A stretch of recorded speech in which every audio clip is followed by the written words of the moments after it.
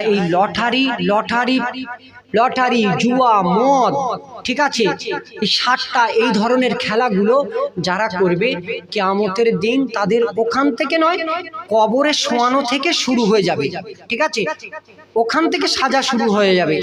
আর ভীষণ গুনাহ, এক কথায় হারাম, কঠিন হারাম। আর হুজুর সুদের সম্পর্কে কি বলুন? সুদের সম্পর্কে সবচেয়ে ছোট মশলা, সবচেয়ে ছোট মশলা যদি জাররা অণু, যারা ফিজিক্সের ছাত্র বুঝবে, প্রোটন ইলেকট্রন, সে একদম সামান্য জাররা, চোখে দেখা যায় না।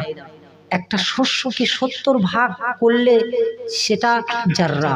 এই জাররা পরিমাণ যদি কেউ সুদ খায়, যদি কেউ জাররা পরিমাণ সুদ খায়, মায়ের সঙ্গে শতাধিকবার জেনা করার সমান।